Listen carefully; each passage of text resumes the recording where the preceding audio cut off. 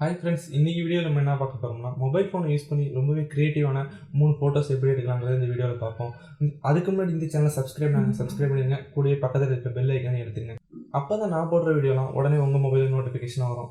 வாங்க இன்றைக்கி வீடியோக்குள்ளே போகலாம். இன்றைக்கி வீடியோவில் ஃபஸ்ட்டாக நம்ம என்ன பார்க்க போகிறோம்னா இந்த மாதிரி ஒரு பாக்கெட்லேருந்து தன்னாலே பிஸ்கட் கீழே ஒரு மாதிரி ரொம்பவே அமேசிங்கான ஃபோட்டோ எப்படி எடுக்கலாங்கிறத பார்ப்போம்.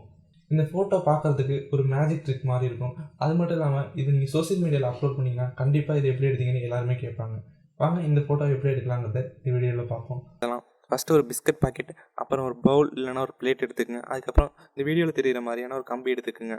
நான் ஏன் இந்தமாரி கம்பி எடுத்துக்கிட்டேன், பிஸ்கட்லாம் நீங்கள் வைக்கிற பொசிஷன்லேயே இருக்கும். இல்லை நூல் அந்த மாதிரி ஏதாச்சும் எடுத்துக்கிட்டிங்கன்னா அது பொசிஷன் மாறிடும். அதனால தான் நான் இந்தமாரி கம்பி எடுத்துக்கிட்டேன். அப்புறம் அந்த பாக்கெட்லேருந்து 2 பிஸ்கட்டை மட்டும் எடுத்து அதில் ஒரு ஹோல் போட்டுக்குங்க. அது ரெண்டுத்தையும் இந்த கம்பியோட அட்டாச் பண்ணிடுங்க.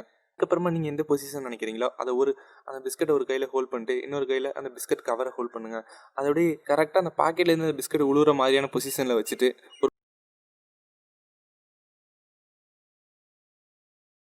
ஃபோட்டோ எடுத்துங்க. அந்த இமேஜை ஸ்னாப்சீட் ஆப்பில் ஓப்பன் பண்ணி சைடில் இருக்கிற டூல்ஸ் பாரை கிளிக் பண்ணி அதில் ஹீலிங்கிற டூலை செலக்ட் பண்ணுங்கள். அதுக்கப்புறமா அந்த கம்பி மேலே மட்டும் ட்ரா பண்ணிங்கன்னா அது தன்னாலே மறைய ஆரம்பிச்சிடும்.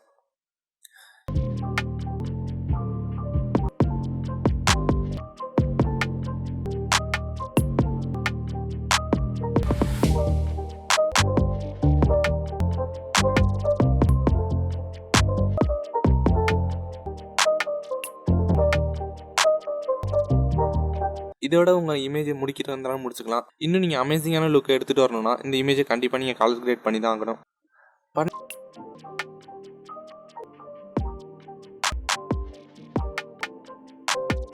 பண்ணதுக்கு அப்புறமா அந்த இமேஜ் இப்படி மாறிட்டு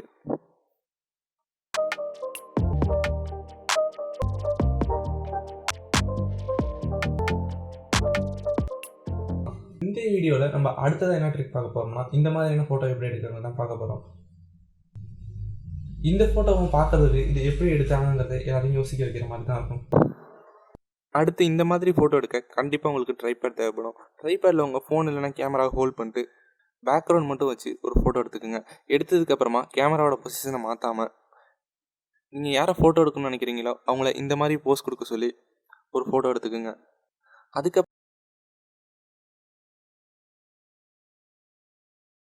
அப்புறமா பிக்சாட் ஆப்பில் ஃபஸ்ட்டு நீங்கள் எடுத்த பேக்ரவுண்ட் இமேஜ் மட்டும் ஓப்பன் பண்ணிக்கோங்க. அதுக்கப்புறமா ஆட் ஃபோட்டோ கொடுத்துட்டு சப்ஜெக்ட் இருக்கிற ஃபோட்டோவை அது மேலே ஆட் பண்ணிக்கோங்க.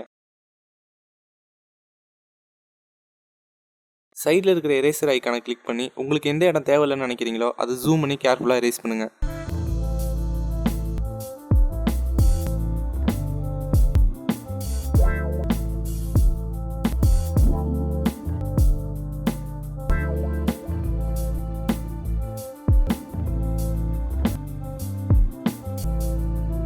எடிட்டிங்கில் எல்லா வேலையும் முடிச்சதுக்கப்புறமா உங்கள் இமேஜை கலர் கிரேட் பண்ணால் இந்த மாதிரியான அமேசிங்கான லுக் ரொம்பவே ஈஸியாக எடுத்துகிட்டு வந்துடலாம்.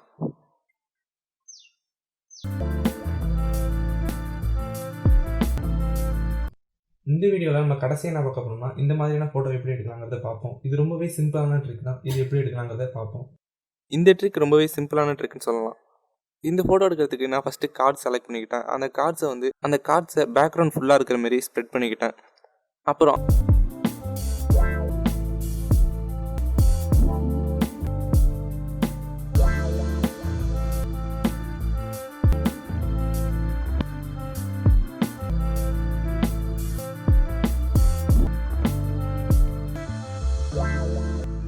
அந்த பேக்ரவுண்டை மட்டும் ஒரு ஃபோட்டோ எடுத்துக்கிட்டு ஃபோட்டோவை உங்கள் ஃபோனில் பேக்ரவுண்டுக்கு தகுந்த மாரி ஜூம் பண்ணி அது மேலே அந்த ஃபோனை வச்சுருங்க.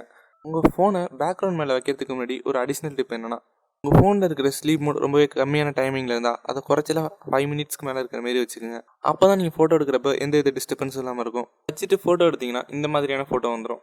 இந்த ஃபோட்டோ எடுக்கிறதுக்கு முக்கியமான விஷயம் என்னென்னா, உங்கள் பேக்ரவுண்டு நிறைய பேட்டர்ன்ஸ் இருக்கிற மாதிரி இருக்கணும். அதுக்கப்புறமா நீங்கள் உங்கள் ஃபோனில் ஃபோட்டோ எடுத்து கரெக்டாக அந்த சைஸுக்கு அதை ஜூம் பண்ணி நீங்கள் வைக்கிறது, இது ரெண்டும் தான் இந்த ஃபோட்டோவுக்கு தேவையான 2 முக்கியமான விஷயங்கள். மட்டும் கவனித்து நீங்கள் ஃபோட்டோ எடுத்திங்கன்னா ரொம்பவே சூப்பரான ஃபோட்டோஸ் எடுத்துடலாம்.